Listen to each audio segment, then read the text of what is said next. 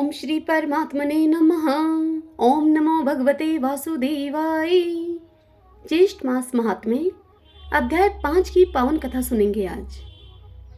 ऋषि कहने लगे कि हे स्कंद जी, स्त्रियां सौभाग्य के लिए ज्येष्ठ मास में कौन सा व्रत करें और क्या दान करें, सो आप सब कृपा करके विस्तार पूर्वक कहिए। तब स्कंद जी ऋषियों से बोले कि किसी समय कैलाश पर्वत पर भगवान शिव जी सुख से बैठे हुए थे। तब पार्वती जी हाथ जोड़े और प्रणाम करके शिव जी से कहने लगी कि हे शिव, हे शंभु, हे जगन्नाथ, हे सर्वज्ञ, हे सुखदायक, मेरे समान ऐश्वर्य, सुख और सौभाग्य जिस उपाय के द्वारा अक्षय अर्थात नाश रहित हो, और हे कृपानिधि, आपके साथ मैं अजर और अमर होकर रहूं, ये किस वर्ष से संभव होगा? कृपा करके मुझे बताइए। हे स्वामी, एक समय जप और तप से गर्वित होकर सावित्री ने अपने स्वामी का गृह त्याग और समस्त लोगों को श्राप दिया। उस समय आपने सावित्री को मना नहीं किया और वह सावित्री ब्रह्मा से कहने लगी कि हे निर्लज्ज, बकरी के गले में बिना दूध के निरर्थक स्तनों के समान तू प्राणों का त्याग कर दे। सावित्री के मुख से जब ब्रह्मा जी ने यह बात सुनी तो ब्रह्मा जी का मुख कोप से लाल हो गया और फिर वे सावित्री से कहने लगे कि हे मूढ़े, तू पृथ्वी पर वृक्ष योनि में होकर वास करे। जब देवताओं ने प्रार्थना की तो सावित्री ने उनके श्राप से उद्धार कर दिया।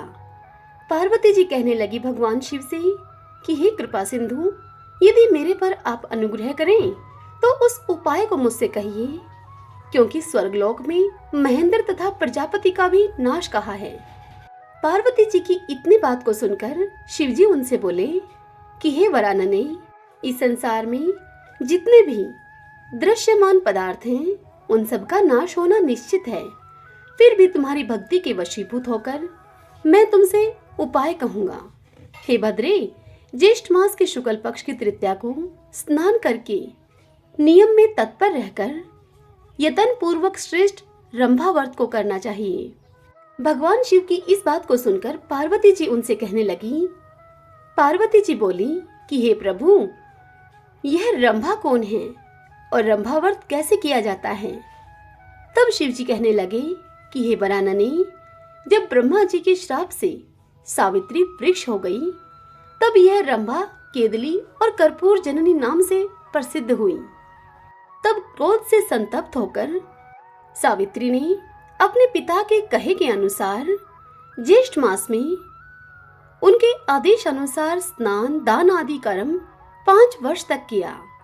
तब ब्रह्मा जी उन पर प्रसन्न हो गए और ज्येष्ठ मास के शुक्ल तृतीया को सावित्री के सामने प्रकट होकर ब्रह्मा जी ने पृथ्वी के बहुत से दुर्लभ वरदान सावित्री को दिए। वह वरदान क्या थे, उन्हें तुम सुनो। ब्रह्मा जी ने सावित्री से कहा कि हे शुभे, तुम संसार के कल्याण के लिए अंश से रंभा अर्थात केला हो जाओ। जो मनुष्य ज्येष्ठ मास में तुम्हारे ज्येष्ठ पूजन को करेगा उनका सौभाग्य, सुख और संपदा अक्षय अर्थात नाश रहित होगा। ऐसा कहकर ब्रह्मा जी सावित्री के साथ सत्यलोक को चले गए। इसके बाद शिव जी पार्वती जी से कहने लगे कि हे पार्वती, वह सावित्री के श्राप की कथा तुमसे कही मैंने। अब मैं तुमसे संक्षेप में रंभा व्रत की विधि कहता हूँ। ज्येष्ठ मास की तृतीया के दिन बाग या फिर अपने घर में ही केले का पेड़ लगावे। पंचामृत, गंध, पुष्पमाला और कर्पूर, पवित्र शीतल खुशबू से वासित जल, इन वस्तुओं से प्रतिदिन वृक्ष का सिंचन करें। सुंदर वन को बनाकर उसके मध्य में कलश को स्थापित करें। षोडशो उपचार पूजन विधि से पूजन करके अनेक प्रकार के नैवेद्य अर्पण करें। अपनी सामर्थ्य के अनुसार ब्राह्मणों को भोजन करावे और स्वयं हविष्यान भोजन करके गीत, वाद्य, पुराण, कथा श्रवण और कीर्तन के द्वारा देवता के सामने जागरण करें। इसी प्रकार केदली वन में बैठकर नित्य प्रति पूजन करें। समस्त कामनाओं वाले मनुष्य इस प्रकार इस मास में इस व्रत को करें। जब 1 मास पूर्ण हो जाए तो आचार्य को बहुत सा धन देकर दूध वाली गौ का दान देवे। यथाशक्ति हवन कराकर ब्राह्मणों को भूयसी दक्षिणा देवे और अपनी सामर्थ्य के अनुसार, अपनी शक्ति के अनुसार शर्करा युक्त खीर से ब्राह्मणों को भोजन करावे। इसके पश्चात विसर्जन करके पारणा करे और प्राणियों को बहुत सा अन्न दान देवे। इतनी बात कहकर शिवजी पार्वती जी से कहते हैं कि हे भद्रे, पहले तुमने मुझको प्रसन्न किया था, इसी से यह सब रहस्य मैंने तुमको बतलाया है। इस व्रत को यत्न पूर्वक करो, तुमको शाश्वत फल मिलेगा। षडानंद ऋषियों से कहते हैं कि हे ऋषियों, प्रथम सूर्यपुत्र के विग्रह से जगदीश्वर ने इस व्रत को गुप्त रखा था। उस पवित्र व्रत को जगत के श्री गुरु शंकर भगवान ने दीनों पर कृपा करके श्री पार्वती जी से कहा। इति श्री ज्येष्ठ मास महात्म्य रंभा व्रत वर्णन महात्म्य पंचम अध्याय संपूर्ण। आइए भगतजनों, अब हम श्री राम कथा को सुनेंगे। कहा जाता है कि ज्येष्ठ मास में श्री राम और हनुमान जी का मिलन हुआ था। ऐसे में इस मास में यदि राम कथा सुनी जाए तो अनंत पुण्य की प्राप्ति होती है। तो आइए आज से हम राम कथा का प्रारंभ करते हैं। आज हम सुन रहे हैं श्री अयोध्या का महात्म्य। नारायणं नमस्कृत्यं नरं चैव नरोत्तमं देवीं सरस्वतीं व्यासं ततो जयमुदीरयेत्।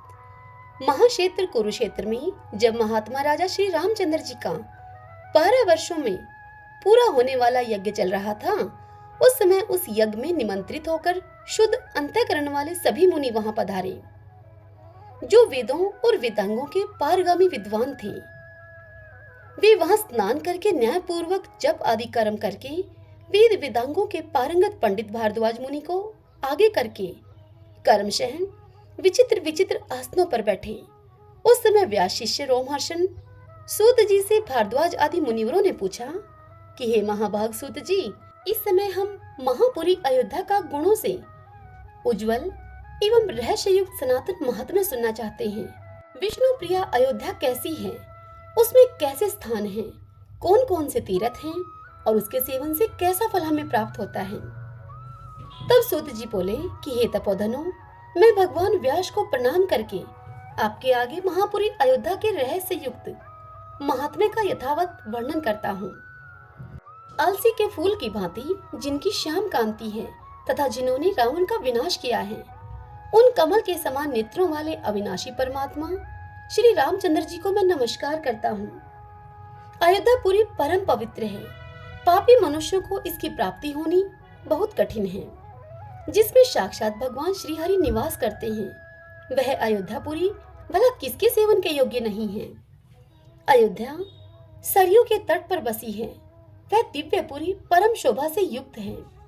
प्रायः बहुत से तपस्वी महात्मा उसके भीतर निवास करते हैं। जिस पुरी में सूर्यवंशी इक्ष्वाकु आदि सब राजा प्रजा पालन में तत्पर रहे हैं, जिसके किनारे मानसरोवर से निकली हुई पुण्य सलीला सरयू नाम वाली नदी सदा सुशोभित होती है और उसके तट पर भ्रमरों के गुंजन एवं पक्षियों के कलरव होते रहते हैं। हे मुनिवरों, भगवान विष्णु के दाहिने चरण के अंगूठे से गंगा जी और बाएं चरण के अंगूठे से शुभकारिणी सरयू जी निकली हैं। इसलिए वे दोनों नदियां परम पवित्र तथा संपूर्ण देवताओं से वंदित हैं। इनमें स्नान करने मात्र से मनुष्य ब्रह्म हत्या का नाश कर डालता है। अकार कहते हैं ब्रह्मा को, यकार विष्णु का नाम है और धकार रुद्र स्वरूप है। इन सब के योग से अयोध्या नाम सुशोभित होता है। समस्त उपपातकों के साथ ब्रह्म हत्या आदि महापातक इस पुरी से युद्ध नहीं कर सकते, इसलिए इसे अयोध्या कहते हैं। यह भगवान विष्णु की आदिपुरी है और विष्णु के सुदर्शन चक्र पर स्थित है। अतएव पृथ्वी पर अतिशय पुण्यदायिनी है। इस पुरी की महिमा का वर्णन कौन कर सकता है, जहाँ साक्षात भगवान विष्णु आदर पूर्वक निवास करते हैं।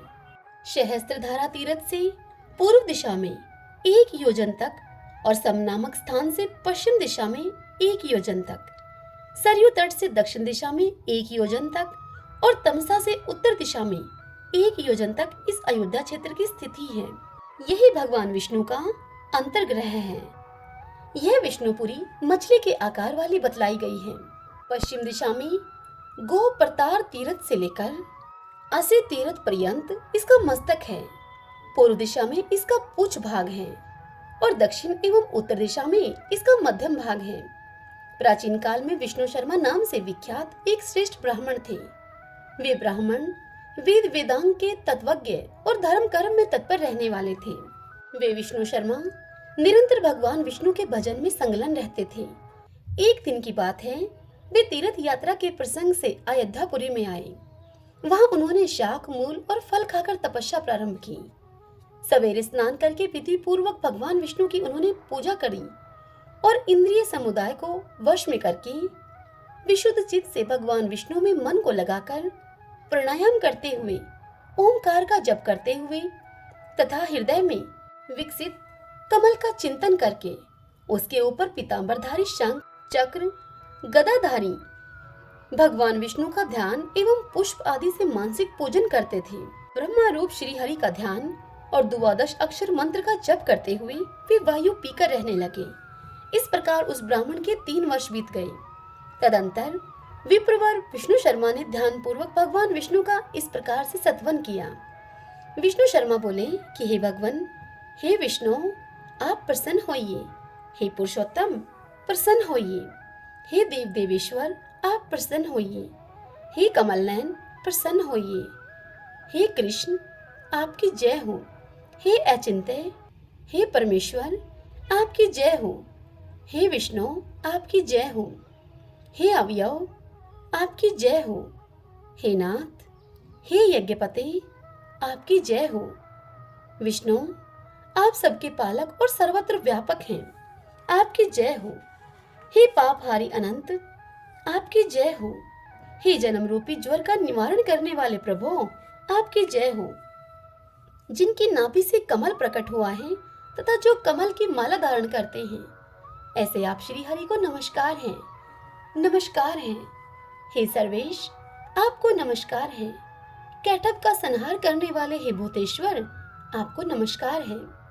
जगत के मूल कारण जगदीश्वर, आप तीनों लोगों के रक्षक हैं, आपको नमस्कार है। आप देवताओं के भी अधिदेवता हैं, आपको नमस्कार है। आप जल में शयन करने वाले नारायण हैं, आपको नमस्कार है। सबको अपनी ओर आकर्षित करने वाले सच्चिदानंदमय श्री कृष्ण को नमस्कार है। जहाँ योगी जनों का मन रमण करता है, उन श्री राम को नमस्कार है। चक्र सुदर्शनधारी श्री हरि को नमस्कार है। आप सब लोगों की माता हैं, आप ही जगत के पिता हैं। भय से व्याकुल प्राणियों के लिए आप ही सुहृदय और मित्र हैं। आप ही पिता और पितामह हैं। भविष्य, वषटकार, प्रभु और अग्नि सब कुछ आप ही तो हैं। आप ही करण, कारण, कर्ता और परमेश्वर हैं। हाथ में चक्र, शंख, गदा धारण करने वाले हे माधव, मेरा आप उद्धार कीजिए। हे मंदराचलधारी कच्छप, आप प्रसन्न होइए। हे मधुसूदन, आप प्रसन्न होइए। हे कमलकांत, प्रसन्न होइए। हे भुवनेश्वर, आप प्रसन्न होइए। इस प्रकार स्तुति करते हुए महात्मा विष्णु शर्मा की भक्ति से प्रसन्न होकर विश्वात्मा भगवान विष्णु गरुड़ की पीठ पर बैठे हुए वहां प्रकट हुए। उनके हाथों में शंख, चक्र और गदा शोभा पा रहे थे। वे पीतांबरधारी अविनाशी श्री हरि प्रसन्नचित होकर विष्णु शर्मा से इस प्रकार बोले। वे बोले, हे वत्स, मैं तुम्हारी बड़ी भारी तपस्या से इस समय संतुष्ट हूँ। इस स्तोत्र से तुम्हारा पाप नष्ट हो गया है। हे विप्रवर, कोई वर मांगो। तब विष्णु शर्मा उनसे बोले कि हे देवेश, इस समय आपके दर्शन से मैं कृतार्थ हो गया हूँ। हे जगदीश्वर, मुझे एकमात्र आप अपनी अविचल भक्ति दीजिए। यह सुन श्री भगवान ने देव शर्मा से कहा कि तुम्हें मोक्ष देने वाली मेरी अविचल वैष्णवी भक्ति प्राप्त हो और यहीं पर मुक्तिदायिनी गंगा भी प्रकट होकर अविचल रूप से रहे। इस प्रकार यों कहकर देव देवेश्वर श्री विष्णु ने चक्र से उस स्थल को खोदकर पाताल मंडल से गंगा जी का जल प्रकट किया। तब से वह स्थान चक्र तीर्थ के नाम से विख्यात हुआ। वह त्रिभुवन प्रसिद्ध तीर्थ समस्त पाप राशि का नाश करने वाला है। वहां स्नान और दान करने से मनुष्य विष्णु लोक में जाता है। तदंतर भगवान विष्णु ने विष्णु शर्मा से पुनः कहा, हे विप्रवर, यहाँ भक्तों को मुक्ति देने वाली मेरी मूर्ति विष्णु हरि के नाम से प्रसिद्ध होकर रहे। भगवान की यह बात सुनकर बुद्धिमान ब्राह्मण ने भगवान विष्णु की उस मूर्ति को वहां स्थापित किया। तब से शंख, चक्र, गदा और पीतांबर धारण करने वाले चतुर्भुज भगवान विष्णु वहां विष्णु हरि के नाम से स्थित हुए। कार्तिक शुक्ल पक्ष की दशमी से लेकर पूर्णिमा तक वहां की वार्षिक यात्रा होती है।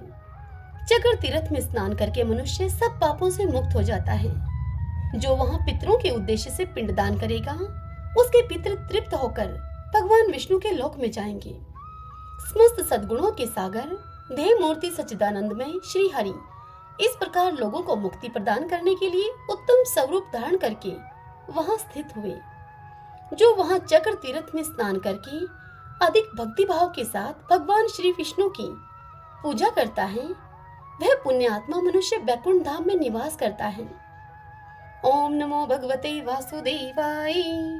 जय सिया राम। आज का यह महात्म्य और यह कथा आपको कैसी लगी? इस वीडियो को लाइक करें और कमेंट बॉक्स में ओम नमो भगवते वासुदेवाय लिखकर मुझे अवश्य बताएं। इसी के साथ इस वीडियो को अपने अपनों के साथ शेयर करें और यदि आप हमारे इस चैनल पर नए आए हैं तो इस चैनल को आप सब्सक्राइब कर लीजिएगा। बेल आइकन का बटन भी प्रेस कर लीजिएगा ताकि आपको हमारे आने वाले सभी वीडियोस की जानकारी सबसे पहले मिल सके। हरे कृष्णा।